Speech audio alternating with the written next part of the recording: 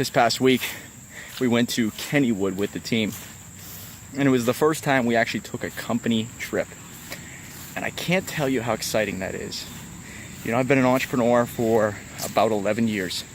And being able to just do stuff with a team that has nothing really to do with work, even though we were talking about work a little bit, and we were still video filming some ideas for the upcoming videos, and it was still exciting to see people just be who they are. One of the things that every entrepreneur runs into is how much time do they spend on fun and how much time do they spend on work. I just met with my buddy from grade school, high school, college. We just went on a quick little run here. We were talking about balance. You always feel like you can keep doing more. It's scary. And I don't know if this happens in everyone or if it just happens in men or if it happens in men and women. But speaking from experience and talking to him, the guy was an absolute driven animal when it comes to work. And he just constantly feels like he could be doing something to benefit his own business. Why do we feel like that? I think it comes down to the amount of time that we have. I mean, we always feel like the sand in the hourglass is running out. Going back to that Kennywood day, do you realize the progress that we had because we went there? It may not seem like much, but we had a breakthrough with the video filming. And we're able to get some ideas and just have our mind work in a different way. We'd never be able to do that in the manner that we have been working. Going out and seeing new things gave us a whole nother light bulb moment that we could start doing this, we could start doing that, to see what we could do together and maybe what would be more entertaining and educational for the viewer. But the longer you're doing this stuff, the more you have to keep putting out better content, which does come more naturally because you know exactly what you want to say. Maybe you've said it 1,000 times when the camera was off. Going to new events, going to new parts of the woods, going to new parks. Because if you watch yourself on camera, are you really living an exciting life or not? You're able to see that clear as day. If you're able to see it, everyone else is able to see it. The fact is, people are always limiting themselves. Oh, I need to be sitting at my desk working at the office. Well, technically, is that really building unity among a team? Is that really being entertaining for the audience, your clients, your potential clients? What do they want to see about you? Do they want to see you doing different things, talking about different ideas? What are you learning? You have to be sort of an example for people. But really, if you work hard and you live a shit life and your marriage is shit and your relationship with your clients is shit and your relationship with your team is shit, who the hell wants to respect that? Who wants to care about you in the end? You have to keep going out there. You keep having fun. You keep showing the end goal. So I've been an entrepreneur for 11 years, and it's not that the journey is the most fun, but the fun begins when you start to see those fruits come to life. When you start to see your team working in different ways, giving you better ideas and having more fun as they're producing things. That to me is exciting as hell. To keep putting yourself out there every day, even when you don't want to. I mean, my assistant, Ashley, really does push me to get these videos done. Is it fun for me to create content every day? I would probably say it's fun when it's done. There are some days you're just not inspired or motivated to put content out there.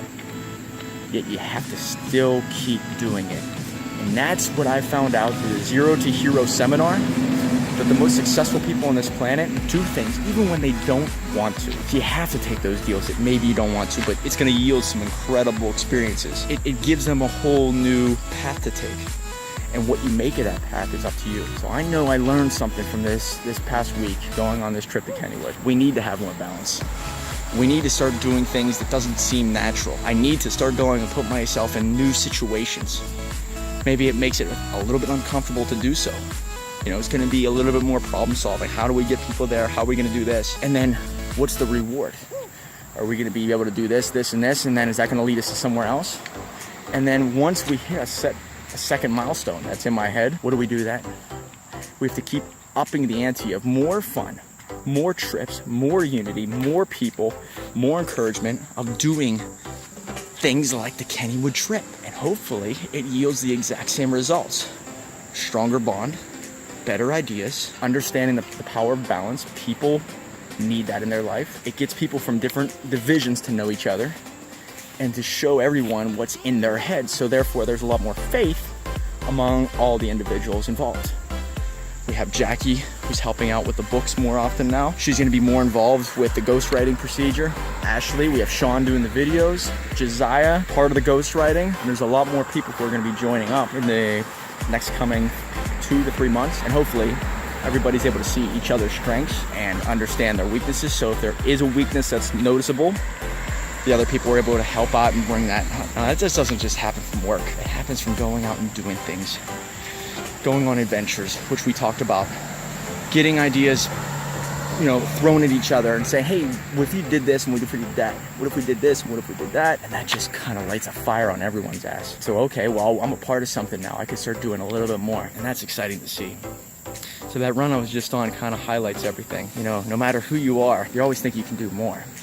And the more you're around a team that you love to be around and you really enjoy working with, and you go out and you do fun stuff, not just work and make money and help clients, but you also have a good time together.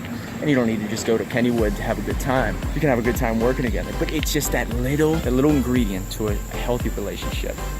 And maybe you don't have to apply this just to business, but also to relationships and friendships and to marriages, to anything. Little ingredients of just going out and being a kid again. God, there's something to that. Adds a little bit of balance. One day of that compared to 4 or 5 months of hard work puts everything back in balance. Don't wait once a year to treat yourself and your team. Surprise them more often. I'm starting to see that the more we do this type of stuff and really become a real team. And I'm documenting this because years from now, I want you to see what it's like to build a team, build a business from the ground up. It's not like we went to an investor and all of a sudden we had all this money. It's slowly but surely. The right people come into your life.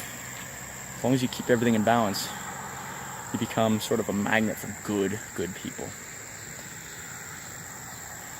It's only just getting started. We'll see you in the next one.